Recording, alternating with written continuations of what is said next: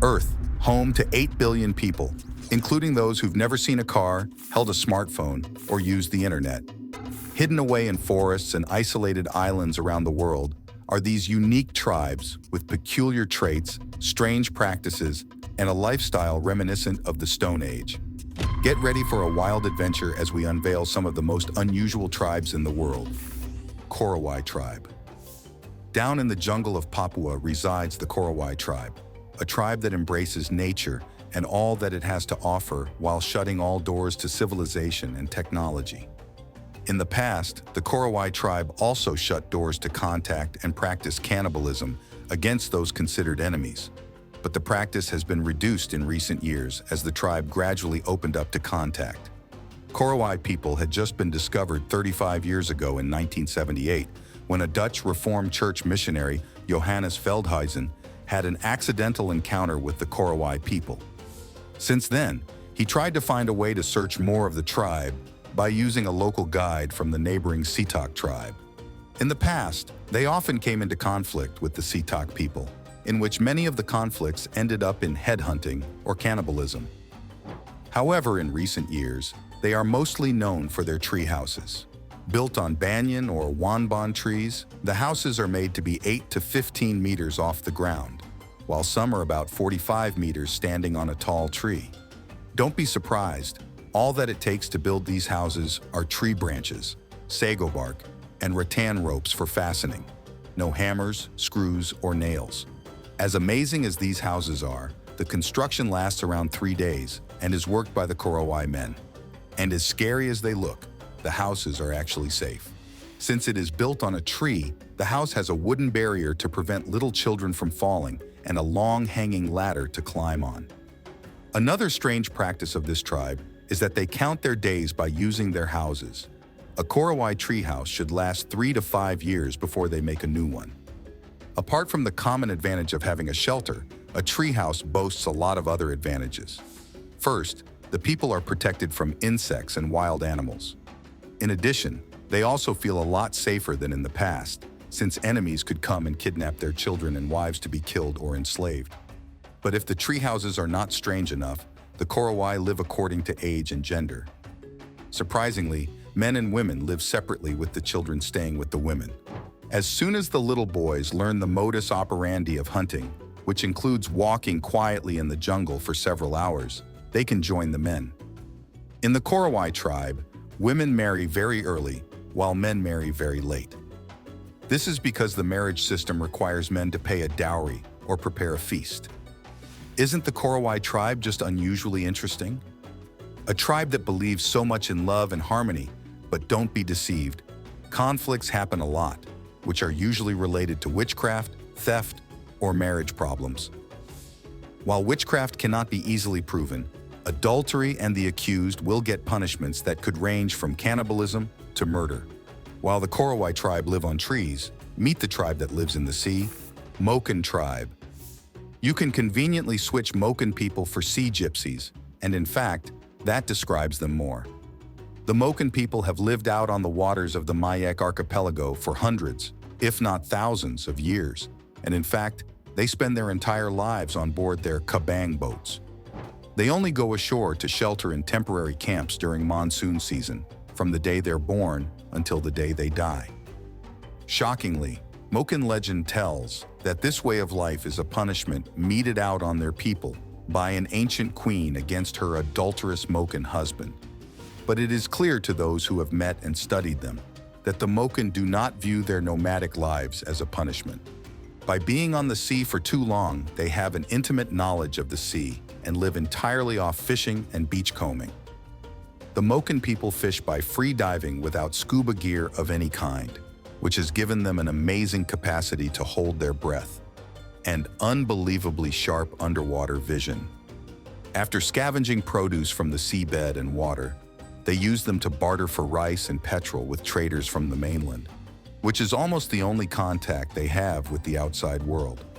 Moken society is composed of extended family groups, each of which lives and travels together in a flotilla, and has a family head.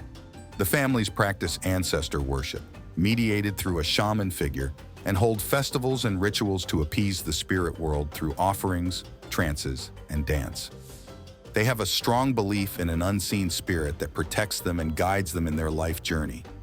But a tribe that does not trust in strength or spirits is the Asaro Mudmen. The way they emerge from the jungle is like a slow incoming tide. They have a kind of dramatic movement that leaves you in confusion, and their gray-coated bodies, finished with oversized fright masks, are shocking and intimidating. Before you know it, you have chills down your spine, wishing you were never in the jungle. They are the Asaro Mudmen, once among Papua New Guinea's poorest people and its rock stars. While most of the over 150 tribes on the island are as colorful as the exotic birds with which they share the jungle, the Mudmen are the least adorned. They go about smeared neck to toe with white clay, keeping to a single file, walking glacially slow, constantly looking left, right, behind, ready for anything. Some of them have arrows knocked in their bows, while others have spears and clubs. Some wear red-painted bamboo on their fingers, extending for several inches, and filed to a razor point, like giant claws. They move about silently, and so you would have mistaken them for ghosts. You must know that many people have been found to go to war with smeared mud, but in the case of the Asaro Mudmen, they wear it to avoid war. Their prowess as warriors has always been inflated, and although literature and legend have ascribed them special martial powers, their only real advantage in a battle is their fierce and scary looks. The Asaro Mudmen believe that if you can generate fear, you do not have to go to war. It all started centuries ago when the Asaro were just shy and retiring jungle dwellers. One day, they were attacked by a much more powerful tribe and fled into the nearby Asaro River. When their assailants reached the river, they came upon figures coated in white and gray river mud. Believing they had encountered the ghost spirits of the Asaro they had killed, the aggressors fled in confused panic. Realizing what had happened, the Asaro decided to take advantage of the situation by coating only their bodies with mud. They spared their faces because the water of the Asaro River is believed to be poisonous. They knew their faces had to be just as scary, so they used rocks, sticks, and whatever they could find to create simple masks. As predicted, when they appeared in this form, their former enemies fled, and the peace-loving Asaro inherited the reputation of fierce warriors. Talking about peace, a tribe that does not really embrace peace is the Sentinelese tribe. You see, only a few people knew about the Sentinelese until the death of an American tourist who illegally visited the isolated North Sentinel Island drew the world's attention to this tribe. They are known to be one of the few uncontacted tribes in the world, and that's partly courtesy of geography because North Sentinel is a small island, off the main shipping routes, surrounded by a shallow reef with no natural harbors. The protective laws enforced by the Indian government are not helping matters, and the fierce defense of the Sentinelese's home and their privacy makes it all mission impossible. But they're not entirely uncontacted. Over the last 200 years, outsiders have visited the island several times, and it often ended badly for both sides. Because no one wants to die just yet, we can't really be sure of their population. However, according to a 2011 census effort, and based on anthropologists' estimates of how many people the island could support, there are probably somewhere between 80 and 150 people on North Sentinel Island, although it could be as many as 500 or as few as 15. The Sentinelese people are related to other indigenous groups in the Andaman Islands, a chain of islands in India's Bay of Bengal, but they've been isolated for long enough that other Andaman. They just live their lives weaving mesh baskets, and they use wooden adzes tipped with iron to cut and shape wood. Salvage crews anchored near the island in the mid-1990s described bonfires on the beach at night and the sounds of people singing. But so far, none of the Sentinelese language is known to outsiders. Since they can't be approached, anthropologists usually make a point to refer to people by the name they use for themselves. But no one outside North Sentinel Island actually knows what the Sentinelese call themselves, let alone how to greet them or ask what their view of the world and their role in it really looks like. One certain thing is that they don't care much for company, and they've expressed that clearly, even without a common language that you can understand. They are terrifying, right? But maybe not like the Aghoris. The Aghoris are a sect of ascetic Shaivite sadhus who practice a unique and extreme form of Hinduism. They are known for their bizarre and unconventional rituals, such as dwelling in cremation grounds, smearing ashes on their bodies, using human skulls as utensils, and eating flesh from human corpses. They are also devoted to Shiva, the god of destruction and transformation, and seek to attain liberation from the cycle of rebirth by transcending the boundaries of good and evil, purity and impurity, and life and death. The craziest part is the origin and history of the Aghoris are shrouded in mystery, as they are a secretive and elusive group.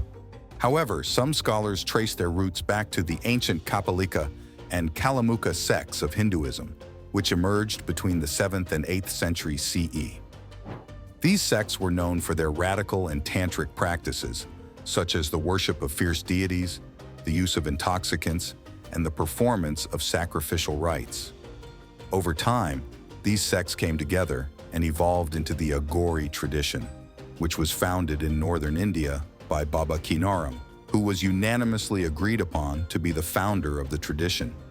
The Aghoris follow a monistic philosophy, which holds that everything in the universe is one and emanates from Brahman, the ultimate reality.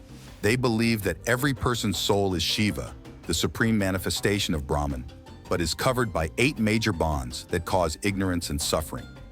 These bonds are sensual pleasure, anger, greed, obsession, fear, hatred, pride, and discrimination. The Aghoris aim to break free from these bonds and attain moksha, or liberation, by realizing their identity with Shiva. To achieve this goal, the Aghoris engage in various practices that challenge the conventional notions of purity and morality. They deliberately embrace the impure, the polluted, and the abhorrent, as they believe that these are also manifestations of Shiva and that nothing is inherently evil or sinful. They also seek to transcend the duality of life and death by associating themselves with the dead and the dying. They believe that eating human flesh helps them to break down their ego and connect with the divine. They also believe that it helps them to absorb the wisdom and power of the dead. By living in cremation grounds, they believe that it is a place where the cycle of life and death is played out, and where they can learn to transcend it. They also smear themselves with ash from the dead, as they see ash as a symbol of death and transformation. To them, smearing the body with ash helps to connect with the dead and to learn from them.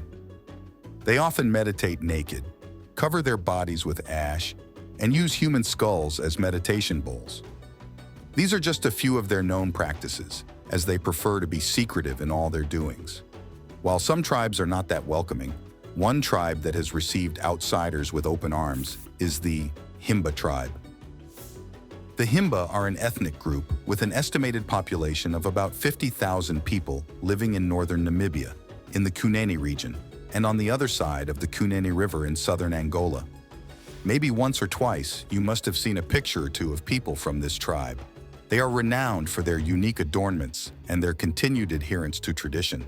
Their women are bare-breasted and heavily decorated with symbolic jewelry, and they are mostly known for covering their bodies with otjaize, a mixture of animal fat and ochre, which gives their skin and hair a reddish hue. Traditionally, the Himba people live in wooden huts that encircle a sacred ancestral fire, and their daily work revolves around rearing and herding livestock. For a long time, though, they avoided contact with the modern world, continuing their quiet lives of pastoral cattle herding in the barren corner of northwestern Namibia for generations. They had no contact until the 20th century after the first European expeditions in the remote area. It is noted that the Himba people are polygamous, with the average Himba man being husband to 2 wives at the same time.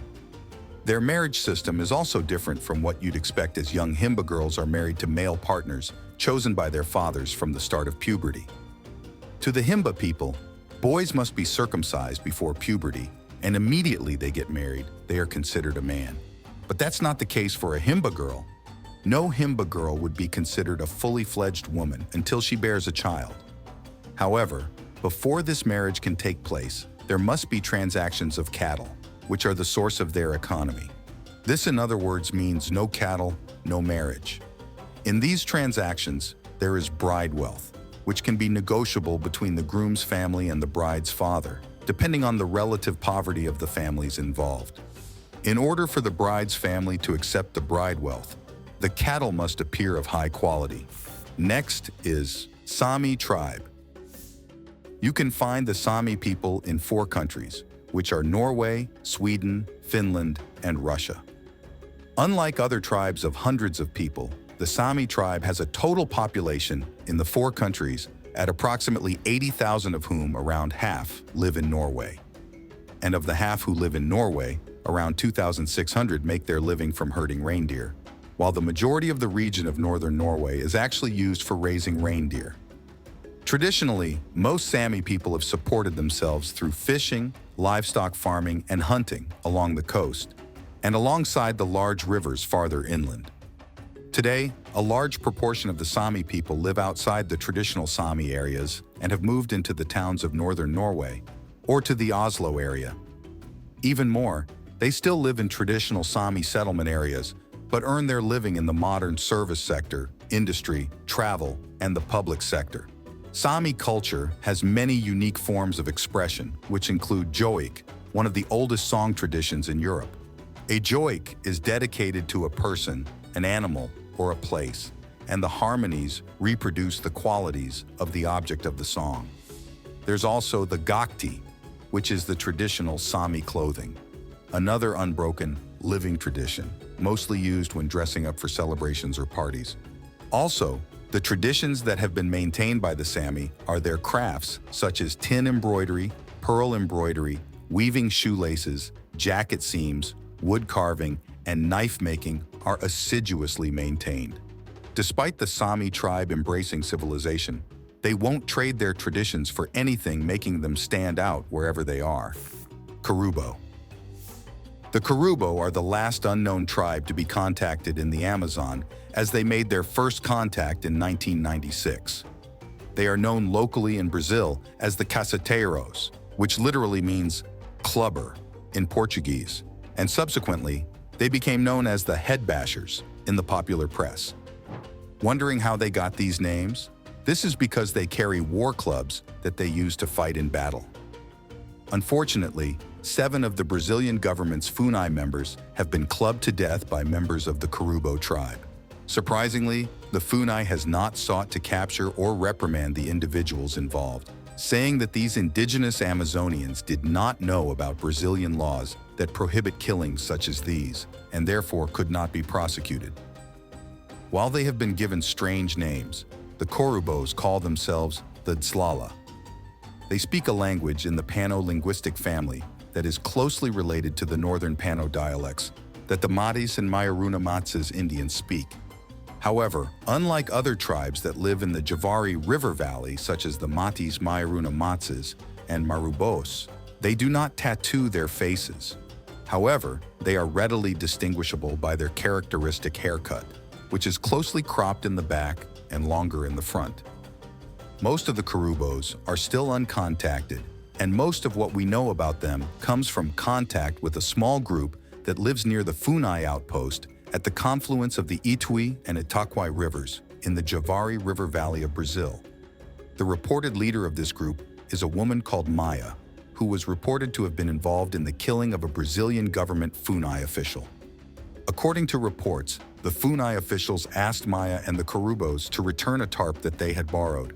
Maya helped lure the Funai officials with smiles to an area where other Kurubos were waiting to ambush them, and also helped hold the arms of one of the victims as other Kurubos used war clubs to bash him in the head and kill him.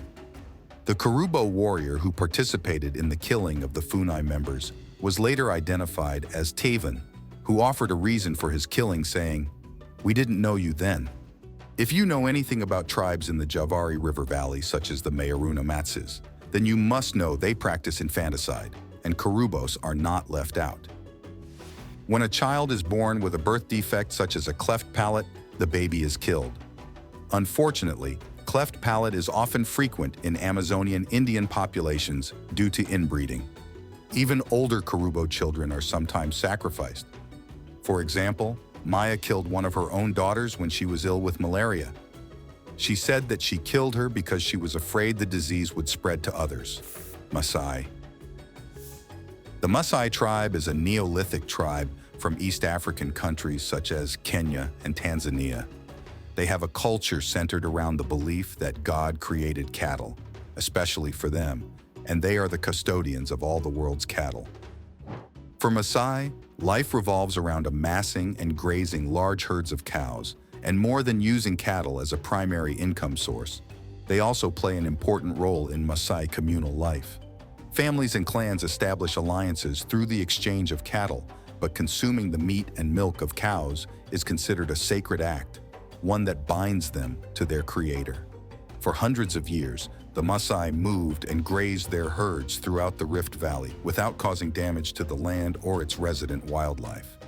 They did this mainly by migrating seasonally across large swaths of territory, leaving the land plenty of time to recover before cycling back to graze it again. Since their diet also traditionally relies on the milk, blood, and meat of their livestock, the tribe's hunting of game was limited and non-disruptive to the larger ecosystem. Decades ago, the best way young Masai men proved themselves as warriors was with the ritual killing of a lion. This could be done either single-handedly or in a group, using only their iron spears as weapons. Typically, only male lions were hunted in this initiation rite, known as alamayo, since female lions were considered sacred progenitors of life. Though ritual lion hunting is now outlawed in East Africa, and Masai will now only kill a lion if it is threatening their livestock, the fierce bravery of the Marani is still revered today. One other thing the Masai are known for is their physical beauty. Not just their graceful physiques, but for their unique garb and body ornamentation. The most iconic Masai garment today is the shuka, a woven thick cotton blanket, usually red with a striped or checked pattern in blue or black, which is worn wrapped around the body. Though it isn't traditional in a historical sense, the shuka only replaced animal skin clothing around the 1960s and was purchased rather than made by tribespeople. Today, the shuka is worn by virtually all Masai across East Africa. The signature garment has been widely emulated by modern fashion designers, including Louis Vuitton, and many high-end jewelry designers have also taken inspiration from Masai jewelry. In particular, the intricately beaded, brightly colored necklaces and bracelets worn by both men and women. The Masai are also known for their singing and dancing, but among many, the best known is the Adamu, or jumping dance. In this ritual, young Masai men gather in a semicircle while rhythmically chanting in unison. Then, each takes a turn, stepping in front of the group and jumping several times straight up in the air as high as he can. The Adamu, usually accompanied by high-energy whoops, and carefully observed by Masai women standing nearby, functions as a show of strength for young Masai warriors hoping to attract wives. African safari travelers are often thrilled by the display, and some even attempt the jumping dance themselves. Very few can approach the heights reached by the warriors, though. They have been practicing since childhood. Apatani tribe.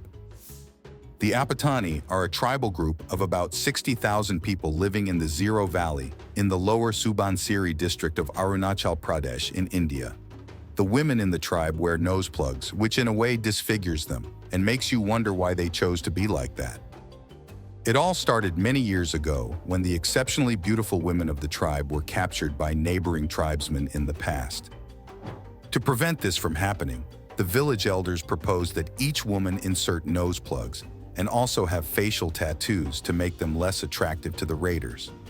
The dark tattoos were inked on the women's faces typically around the time of their first period. Perhaps the practice began as a precautionary measure to protect the women from abduction, but it grew to become a vital part of Apatani culture and tradition. This age-old tradition was observed until the 1970s, when the government imposed a ban on nose plug incisions. At present, only the last generation of older women from the Apatani villages have prominent facial emblems. a reminder of a cultural practice that is now chronicled in the past. Apart from the nose plugs, the tribe is also known for its colorful culture with various festivals, intricate handloom designs, skills in cane and bamboo crafts, and vibrant traditional village councils called bulyan. This has made Zero Valley a good example of a living cultural landscape where man and environment have harmoniously existed together in a state of interdependence, even through changing times. Such coexistence being nurtured by the traditional customs and spiritual belief systems. Brokpa tribe. The Brokpa can be found in the Aryan Valley, renowned for the people who are, according to legend, the descendants of Alexander the Great's armies. Legend has it that the Brokpa people are the remnants of Alexander's lost army, who stayed behind in his conquest of the Indus River Valley. In truth, this Aryan distinction, dreamed up long ago due to the fair and rare appearances of the isolated peoples of the Brokpa, is not supported by genetic evidence. Still, this isolated culture takes pride in its myths and their uniqueness. Over the years, travelers have been drawn to this unusual valley, providing fuel to their storied beginnings and even their own Aryan preferences. Though their origins are up for debate, they don't joke with their purity, preferring to marry within the tribe. Don't blame them. If they marry outside the group, it can only mean the discontinuity of their physical appearance. There are also several claims of polygamy and polyandry, which is another cultural practice that is peculiar to the tribe. The tribe also has food restrictions, which include eggs, and dairy, including milk and butter. While the reason is unknown, we can agree that the Brokpa tribe is very unusual. Thank you for watching. See you in the next video.